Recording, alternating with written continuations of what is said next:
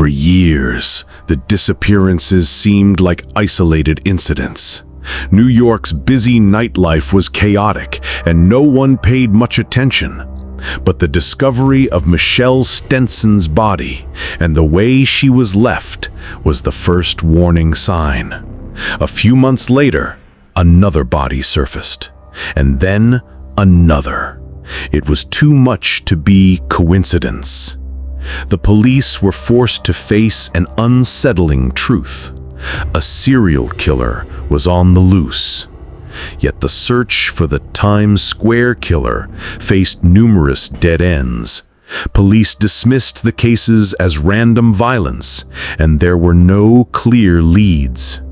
The killings seemed too sporadic, too methodical for anyone to draw a connection. The streets of Times Square were always buzzing, alive with the chaos of neon lights and crowds of people. But beneath the surface, something darker was at play. The area, once known for its gritty and seedy underbelly, became the backdrop to a series of horrifying events that would go unnoticed for years. Richard Cottingham, an unremarkable office worker with a quiet suburban life, had become a man of deadly secrets. He blended into the crowd, a figure so nondescript that no one would ever suspect him to be capable of the brutal murders that haunted the city. But behind his calm exterior, he was someone entirely different. A predator with no boundaries, luring women from the vibrant streets of Times Square, only to vanish into the shadows with them. Cottingham's first known victim, Michelle L. Stinson, vanished without a trace from the chaotic streets in 1967. At the time, no one suspected that a killer was lurking among the many characters in Times Square. Michelle was a college student, full of promise and life, but her disappearance set off a chilling chain of events that would claim many more lives. The city didn't yet know what they were dealing with. For years, the disappearances seemed like random, isolated incidents, nothing more than unfortunate stories lost in the hustle of the city. But as the bodies began to turn up, the realization set in that this was no coincidence. There was a predator in their midst, a killer who struck when the streets emptied and the lights dimmed. Cottingham's method was almost surgical in its precision. He picked his victims carefully, young women often working in the nightlife scene, just out of sight from the prying eyes of the city's hustle. They didn't have the luxury of a quiet night to reflect on what was happening around them. Instead, they fell prey to Cottingham's calculated cruelty. For years, law enforcement could only look on, perplexed by the lack of a solid lead. At first, they suspected random violence, but the pattern was undeniable. The killer's signature was evident in each crime scene, a twisted ritual that left no doubt a monster was lurking, and the city's heartbeat was trembling in fear. In the beginning, police did what they could to calm the growing public panic, brushing off the killings as isolated cases. But as the years passed and more women disappeared, the truth became too obvious to ignore. They were dealing with a serial killer, a person so brazen he seemed to taunt law enforcement. He was elusive, just a face in the crowd, hiding in plain sight. Richard Cottingham wasn't a name anyone could have known then, but it would soon become synonymous with terror, confusion, and heartbreak. The women Richard Cottingham targeted were not faceless figures in the shadows of New York's nightlife. They were real people, with families, hopes, and futures. They were daughters, sisters, mothers, and friends, each of them living their own lives until their paths crossed with Cottingham's. They were the heartbeat of the city, young women just trying to survive in the heart of Manhattan, unaware that a predator was waiting for the perfect moment to strike.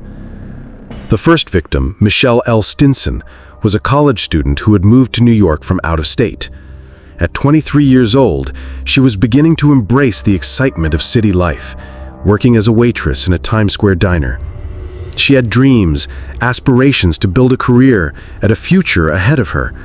But on the night of her disappearance in 1967, Michelle would never make it home. She had been on her way to meet friends after her shift, stepping out into the busy streets of Times Square when she vanished without a trace. For weeks, her family and friends hoped she would be found, but the news that came was grim. Michelle's body was found a week later, dumped carelessly on the outskirts of the city. She had been strangled, her body left in a state that would haunt investigators for years to come. The circumstances of her death and the fact that she was seemingly just another face in the crowd sent a chilling message. This wasn't an isolated tragedy, it was just the beginning. As time passed, more women disappeared from the streets of New York. Some were working in the clubs and bars of Times Square, others were streetwalkers trying to survive, all of them vulnerable. But Cottingham didn't discriminate. He chose them because of their availability, not their lifestyle. The second victim, a young woman named Teresa Fusco, was last seen leaving a bar in 1968. Her body was found days later, hidden away in a remote area, showing the same brutal signs of strangulation and a lack of remorse. Cottingham's pattern was starting to emerge. There was something disturbingly ritualistic about how he chose his victims. The women were often alone, just out of reach from anyone who could protect them, taken swiftly and silently. Their lives were stolen in moments of desperation, but Cottingham didn't just kill them. He left his mark, leaving them discarded as if they meant nothing. Over the next several years, the list of victims grew. Cottingham's grip on the city tightened. Each new victim seemed to follow the same pattern. Young women, often working in the nightlife scene, vulnerable and isolated.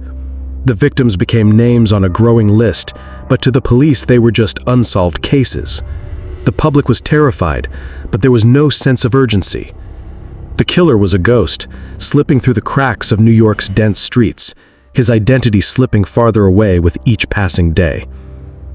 The heartbreak for the families was unimaginable.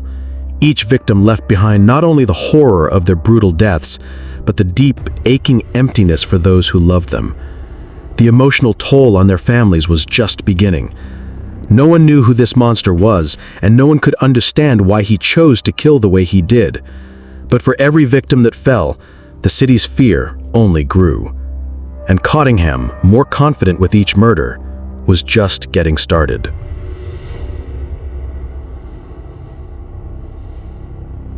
For years, the disappearances were written off as random acts of violence, nothing more than unfortunate incidents in a city that never slept. But as the number of missing women began to rise, a growing sense of unease crept through New York City. Something wasn't right. Each case seemed eerily similar, each victim discarded with a chilling indifference that hinted at a much darker reality. Slowly, the realization began to dawn. There was a killer in their midst, one who had become skilled at hiding in plain sight. The first real breakthrough came with the discovery of Michelle Stinson's body. When her body was found in the woods outside the city, the police had initially struggled to link it to any other case. The manner of her death, strangulation, wasn't enough to raise alarms at first. It wasn't until the discovery of two more bodies in a similar fashion, both dumped in remote locations, that the pieces of the puzzle began to fall into place. As more women vanished and bodies continued to surface in the most unlikely places, rivers, wooded areas, and abandoned buildings, the authorities began to suspect that they were dealing with a serial killer. However, the police struggled to see the pattern at first. The women had little in common besides being young and vulnerable. Their deaths were brutal and indiscriminate, as if Cottingham had no preference for his victims beyond the sheer opportunity they presented. It wasn't until 1969, when the body of another woman was found in an abandoned building near Times Square, that the authorities began to realize something more sinister was at play.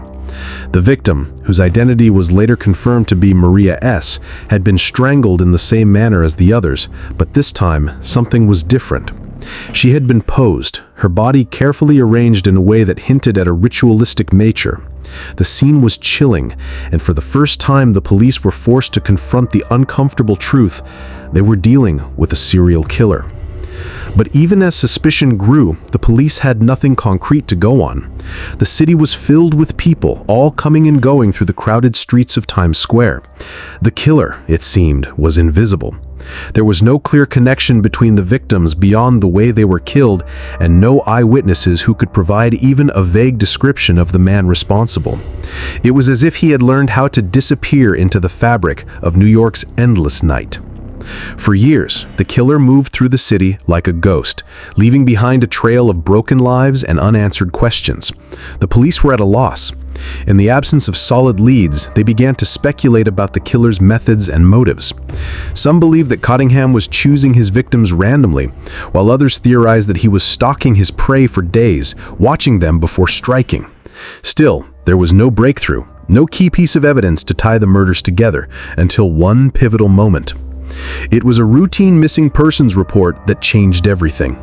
A woman named Kathy, who had been last seen leaving a bar in Times Square, had disappeared without a trace. Her case initially seemed like another sad addition to the growing list of missing women, but this time the police had a breakthrough.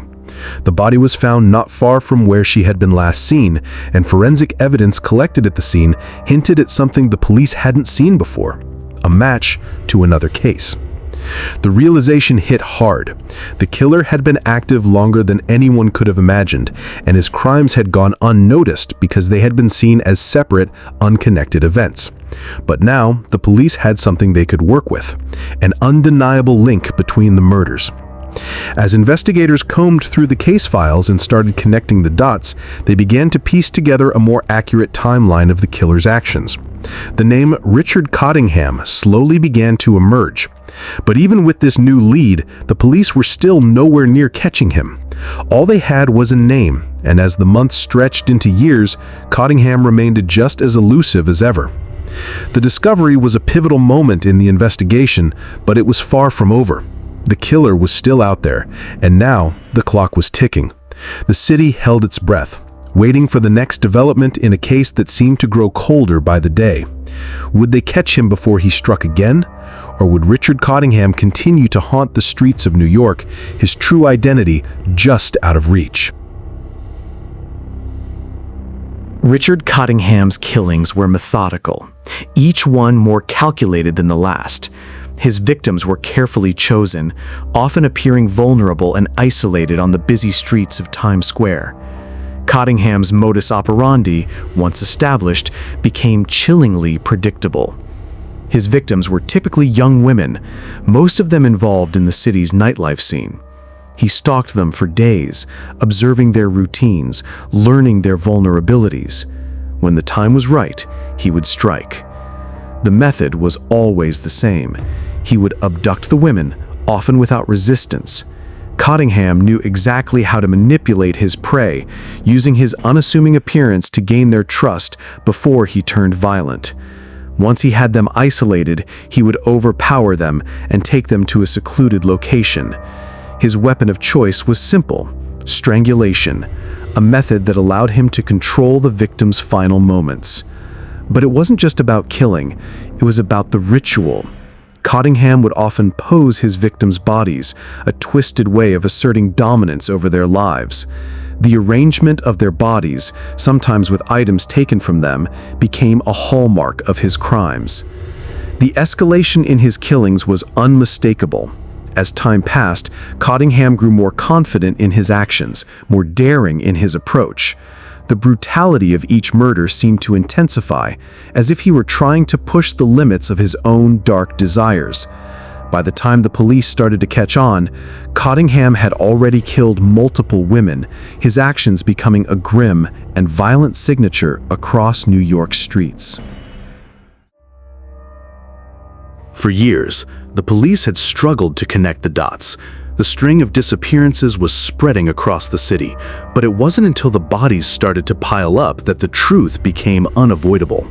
Initially, law enforcement dismissed the cases as isolated incidents, too random and sporadic to be linked. The authorities struggled to grasp the idea that they were dealing with a serial killer, and as a result, Cottingham remained undetected for far longer than he should have. The first significant break came in 1969, when the body of a young woman, later identified as Kathy, was found in an abandoned building. The scene was eerily similar to previous cases, with signs of strangulation and the victim's body posed in a disturbing manner. The police, still hesitant to declare they were dealing with a serial killer, were finally forced to take a deeper look at the connections between the victims. In the ensuing months, forensic evidence began to pile up. The similarity between the victims' wounds, the method of killing, and the way their bodies were posed all pointed to the same culprit. Still, Cottingham remained elusive. No witness could place him at the scene, and the police had no solid leads. But they did have one critical piece of evidence: a pattern. The women were all killed in the same fashion, and the killer appeared to have a signature, a ritualistic approach that made the investigation more chilling by the day. As detectives began to piece together the growing web of evidence, Cottingham's name began to surface.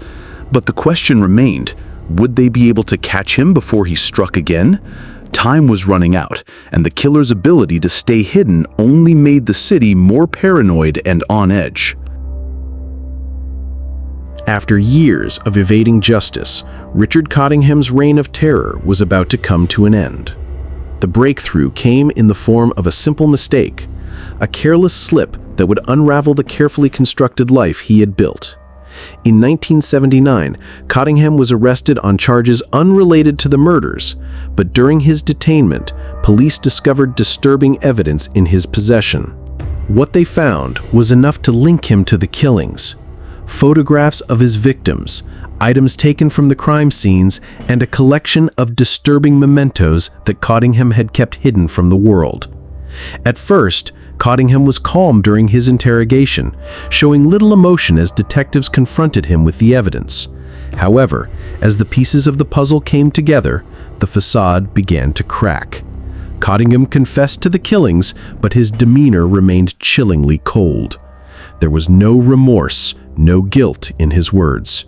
He explained the murders as if they were simply a part of his life, something he had done without question. To him, it was just a pattern, a dark urge that he had no control over. When Cottingham stood trial, the courtroom was filled with disbelief. He was a man who had lived in plain sight, blending in among ordinary people, yet had committed some of the most brutal murders in the city's history. His trial was a public spectacle, with graphic testimonies from the families of the victims. The defense tried to argue that Cottingham was insane, but the prosecution painted a chilling portrait of a methodical killer who was fully aware of his actions. The jury found him guilty of multiple murders, and he was sentenced to life in prison. Richard Cottingham's capture brought closure, but the pain lingered. Families of his victims were left to cope with their irreplaceable losses, and the city grappled with the realization that such horror had been allowed to continue for so long. His case exposed flaws in the system and highlighted the importance of coordinated law enforcement. Though Cottingham's life behind bars brought some justice, the emotional scars for those affected would never fade. His story served as a chilling reminder of how evil can lurk in the most unsuspecting places. If you found this story gripping, subscribe to our channel for more chilling true crime documentaries every week.